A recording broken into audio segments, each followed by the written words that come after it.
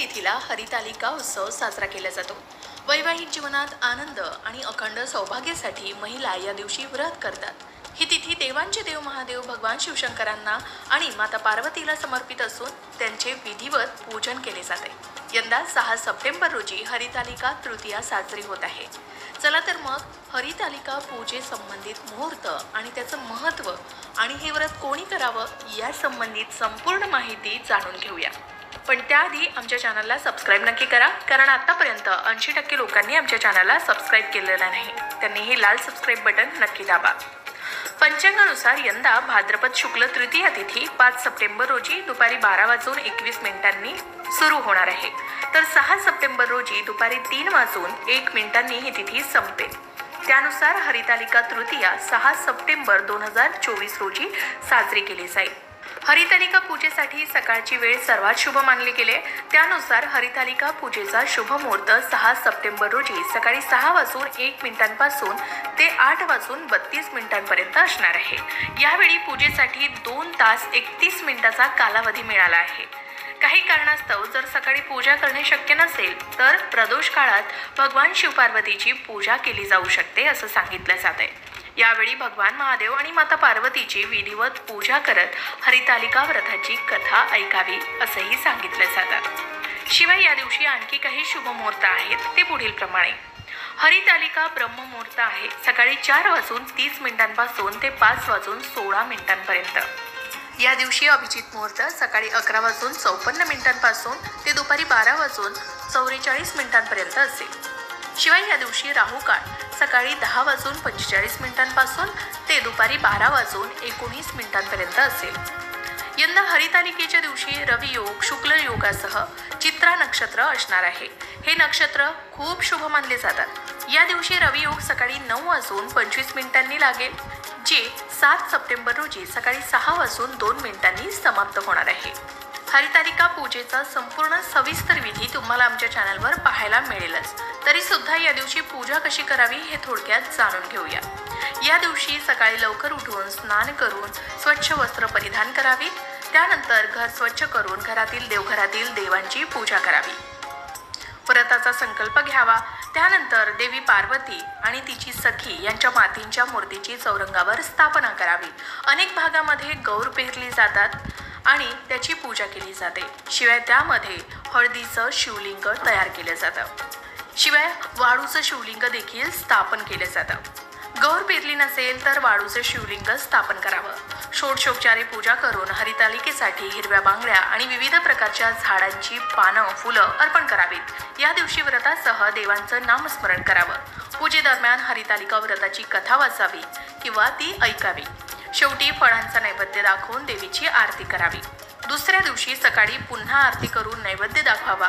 त्यानंतर मूर्ती असेल तर मूर्तींचं किंवा गौर पेरली असेल तर त्याचं विसर्जन करावं। त्यानंतर शुभ मुहूर्तावर व्रत पारण करावं। व्रताच्या दुसऱ्या दिवशी सकाळी स्नान केल्यानंतर पूजा केल्यानंतर महिला अन्न आणि पाणी घेऊन उपवास किंवा व्रत मोडतात। तर आधी सांगितल्याप्रमाणे पंचांगानुसार दरवर्षी भाद्रपद महिन्यातील शुक्ल पक्षातील तृतीया तिथीला हरितालिका तीजेचं व्रत पाळलं जातं। या दिवशी विवाहित महिला आणि अविवाहित मुली सुद्धा भगवान शिव आणि माता पार्वतीची पूजा करतात। धार्मिक मान्यतेनुसार विवाहित स्त्रिया आपल्या पतीच्या दीर्घायुष्यासाठी आणि पतीच्या सौभाग्यासाठी या दिवशी हे व्रत करतात।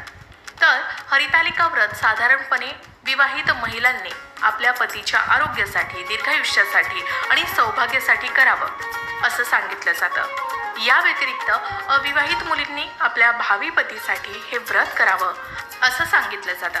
या व्रताचा प्रारंभ अगदी प्राचीन काळात झाला आहे आणि ते मुख्यतः हिंदू महिलांनी देवी पार्वतीसाठी भक्तिभावानं केलं जातं। यात मुलींनी किंवा महिलांनी आपल्या वयाच्या त्या टप्प्यावरून म्हणजेच लग्नाच्या वयाच्या जवळपासून म्हणजे किशोरावस्थेतील मुलींनी देखील भविष्यातील सुखी वैवाहिक जीवनासाठी हे व्रत सुरू करावं असंही सांगितलं जातं। तर अशा प्रकारे हरितालिका व्रत हे विवाहित आणि अविवाहित महिलांसाठी असतं आणि त्याचा उद्देश त्यांच्या वैवाहिक जीवनासाठी सौख्य आणि स्थैर्य यासाठी असतो। हरितालिका व्रताचं पुण्य लाभल्यानं कुमारी मुलींना चांगला जीवनसाथी मिळतो।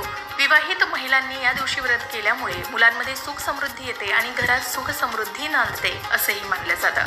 हरितालिका व्रताचे किंवा उपवासाचे काही नियम आहेत।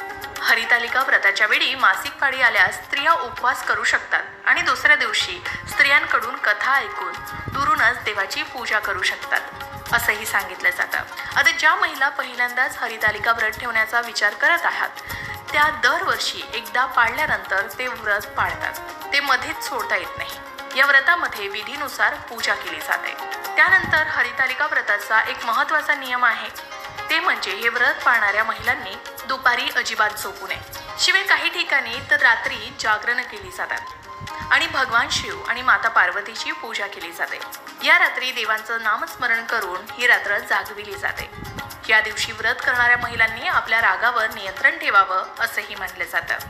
म्हणून या दिवशी चुकूनही महिलांनी राग धरू नये. अनेक भागामध्ये या पूजा विधीत थोडाफार फरक आढळतो. काही ठिकाणी पार्वती बरोबर तिच्या सखींची पूजा केली जाते. हिमालयी कन्या पार्वतीनं तिला आवडलेल्या शिवशंकराशीच आपला विवाह व्हावा म्हणून अतिशय निग्रहानं हे व्रत केलं.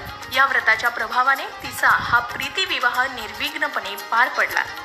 हरिता म्हणजे जिला नेलं ती आणि लिका म्हणजे सखी. सखीनं पार्वतीला हे व्रत सांगितलं म्हणून सखी पार्वतीसह हरितालिकेची पूजा इच्छित वरप्राप्तीसाठी सुद्धा केली जाते. जसा पार्वतीला मनासारखा पती शंकर मिळाला तसा मला मनासारखा पती मिळो अशी ती कथा आहे.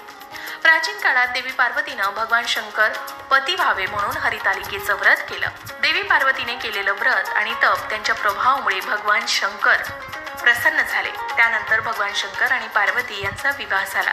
हरितालिकेचं व्रत करणाऱ्या महिला देवी पार्वतीच्या कथा ऐकतात. कथेत देवी पार्वतीचा त्याग, संयम, धैर्य आणि पतिव्रता यांचा महिमा सांगितलाय. ही कथा ऐकल्यानंतर महिलांचं पुण्य मनोबल वाढतं आणि त्यांच्या समस्याही दूर होतात असं म्हणतात. हरितालिका हे व्रत कुमारिका, सवाष्णींच्या बरोबर विधवा स्त्रियाही करतात. हे या व्रताचं वैशिष्ट्य म्हणावं लागेल. कुमारिकांना मनासारखा पती मिळावा म्हणून त्या व्रत करतात. सवाष्ण स्त्रिया मिळालेल्या जोडीदाराला आयुष्य मिळावं, जन्मोजन्मी हाच पती मिळावा आणि त्याला निरोगी आणि दीर्घायुष्य लाभावं म्हणून हे व्रत करतात. तर विधवा स्त्रिया भगवान शिवशंकराची आराधना म्हणून हरितालिकेचं व्रत करतात. तर यंदा 6 सप्टेंबर रोजी हरितालिका व्रत केलं जाणार आहे. पंचांगानुसार यंदा भाद्रपद शुक्ल तृतीया तिथी 5 सप्टेंबर रोजी दुपारी 12:21 सुरू होणार आहे. तर 6 सप्टेंबर रोजी दुपारी 3:01 ही तिथी संपणार आहे. त्यामुळे हरितालिका तृतीया 6 सप्टेंबर रोजी साजरी केली जाणार आहे. तर